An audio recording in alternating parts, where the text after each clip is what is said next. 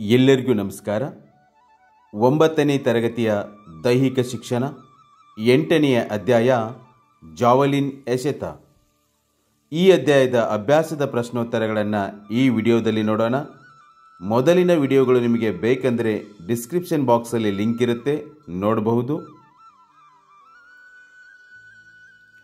ಖಾಲಿ ಬಿಟ್ಟ ಸ್ಥಳವನ್ನು ಸೂಕ್ತ ಉತ್ತರದಿಂದ ತುಂಬಿರಿ. ಪ್ರಾಚೀನ ಕಾಲದಲ್ಲಿ ಹಗುರ ಕೋಲಿನ ತುದಿಗೆ ಚೂಪಾದ ಡ್ಯಾಶ್ ಸಿಕ್ಕಿಸಿ ಉಪಯೋಗಿಸುತ್ತಿದ್ದರು. ಕಲ್ಲನ್ನು ಸಿಕ್ಕಿಸಿ ಉಪಯೋಗಿಸುತ್ತಿದ್ದರು. ಆಧುನಿಕ ಒಲಿಂಪಿಕ್ ಕ್ರೀಡೆ ಡ್ಯಾಶಲ್ಲಿ ಪುರುಷರ ಜಾವ್ಲಿನ್ ಎಸೆತ ಸೇರ್ಪಡೆಯಾಯಿತು. 1908ರಲ್ಲಿ ಪುರುಷರ ಜಾವ್ಲಿನ್ ಎಸೆತ ಸೇರ್ಪಡೆಯಾಯಿತು. ಜಾವಲಿನ್ ಡ್ಯಾಶ್ ಭಾಗಗಳನ್ನು ಹೊಂದಿರುತ್ತದೆ. ಮೂರು ಭಾಗಗಳನ್ನು ಹೊಂದಿರುತ್ತದೆ. ಜಾವಲಿನ್ ಓಟದ ಮಾರ್ಗವು ಡ್ಯಾಶ್ ಮೀಟರ್ ಅಗಲವಿರುತ್ತದೆ. 4 ಮೀಟರ್ ಅಗಲವಿರುತ್ತದೆ. ಎರಡನೇ ಮುಖ್ಯ ಪ್ರಶ್ನೆ, ಕೆಳಗಿನ 4 ಉತ್ತರಗಳಲ್ಲಿ ಸರಿಯಾದ ಒಂದು ಉತ್ತರವನ್ನು ಆರಿಸಿ ಬರೆಯಿರಿ. ಪ್ರಾಚೀನ ಕಾಲದಲ್ಲಿ ಜಾವಲಿನ್ ಅನ್ನು ಉಪಯೋಗಿಸುತ್ತಿದ್ದರು ಡ್ಯಾಶ್ ಕ್ರೀಡೆಗಾಗಿ, ಬೇಟೆಗಾಗಿ, ರಕ್ಷಣೆಗಾಗಿ, ನೆಲ ಅಗೆಯಲು. ಸರಿ ಉತ್ತರ ಬಿ, ಬೇಟೆಗಾಗಿ.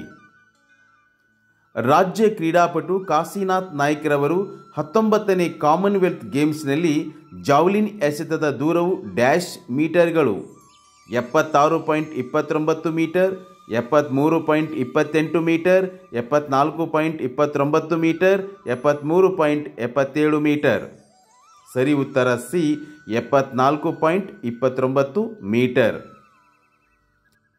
ಅಂತಾರಾಷ್ಟ್ರೀಯ ಕ್ರೀಡಾಪಟು ಆಂಡ್ರೂಸ್ ಥೊರ್ಕಿಲ್ಸನ್ ರವರ ವೈಯಕ್ತಿಕ ಉತ್ತಮ ಜಾವ್ಲಿನ್ ಎಸೆತದ ದೂರವು ಡ್ಯಾಶ್ ಮೀಟರ್ಗಳು 91.59, 90.57, 91.28, 84.74. ಸರಿ ಉತ್ತರ ಎ, 91.59 ಮೀಟರ್ಗಳು. ರಾಷ್ಟ್ರೀಯ ಕ್ರೀಡಾಪಟು ಸಬೀರ್ ಅಲಿಯಾ ಅವರಿಗೆ ಅರ್ಜುನ್ ಪ್ರಶಸ್ತಿ ನೀಡಿದ ವರ್ಷ 1980, 1981, 1984, 1985. ಬಿ, 1981, 1981. ಹೊಂದಿಸಿ ಬರೆಯಿರಿ. ಇಲ್ಲಿ 2 ಭಾಗಗಳಿವೆ, ಒಂದು ಅ ಭಾಗ ಮತ್ತು ಇನ್ನೊಂದು ಬ ಭಾಗ. ಈಗ ಅ ಭಾಗದಲ್ಲಿರುವ ವಿಷಯಗಳನ್ನು ಬ ಭಾಗದಲ್ಲಿರುವ ವಿಷಯಗಳೊಂದಿಗೆ ನಾವು ಹೊಂದಿಸಬೇಕಾಗತ್ತೆ. ಹೊಂದಿಸೋಣ. ಪ್ರಾಚೀನ ಗ್ರೀಕರು, ಯುದ್ಧ, ಆಧುನಿಕ ಒಲಿಂಪಿಕ್, ಪದಕಗಳ ಬೇಟೆ, ಮಹಿಳೆಯರ ಜಾವ್ಲಿನ್ ತೂಕ 600 ಗ್ರಾಂ, ಪುರುಷರ ಜಾವ್ಲಿನ್ ತೂಕ 800 ಗ್ರಾಂ.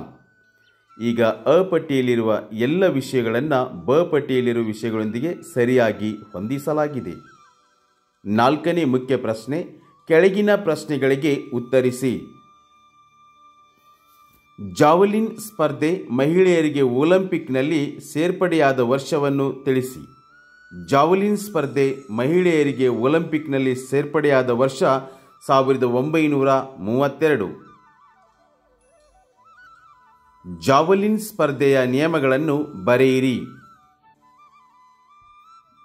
ಜಾವಲಿನ್ ಸ್ಪರ್ಧೆಯ ನಿಯಮಗಳು: ಜಾವಲಿನ್ ಎಸೆತವನ್ನು ಓಡುವ ಮಾರ್ಗದಿಂದ ಎಸೆಯಬೇಕು. ಜಾವಲಿನ್ ಎಸೆದಾಗ ಅದರ ಲೋಹದ ತುದಿಯು ಮೊದಲು ನೆಲವನ್ನು ತಾಗಬೇಕು. ಜಾವಲಿನ್ ನೆಲಕ್ಕೆ ತಾಗುವವರೆಗೆ ಎಸೆತಗಾರ ತನ್ನ ಬೆನ್ನನ್ನು ಎಸೆತದ ದಿಕ್ಕಿಗೆ ತೋರಿಸುವಂತಿಲ್ಲ. ಜಾವಲಿನ್ ತುದಿಯ ಗುರುತು ಸೆಕ್ಟರ್ ಗೆರೆಗಳ ಒಳಗೆ ಬೀಳಬೇಕು. ಜಾವಲಿನ್ ತುದಿಯ ಗುರುತು ಸೆಕ್ಟರ್ ಗೆರೆಗಳ ಒಳಗೆ ಬೀಳಬೇಕು. ಪುರುಷರ ಜಾವಲಿನ್ ಕನಿಷ್ಠ ಉದ್ದವನ್ನು ತಿಳಿಸಿ. ಪುರುಷರ ಜಾವಲಿನ್ ಕನಿಷ್ಠ ಉದ್ದ 2.30 ಮೀಟರ್. ಪುರುಷರ ಜಾವಲಿನ್ ಕನಿಷ್ಠ ಉದ್ದ 2.30 ಮೀಟರ್. ಜಾವಲಿನ್ ಸ್ಪರ್ಧೆಯ ಅಕ್ರಮಗಳನ್ನು ಬರೆಯಿರಿ.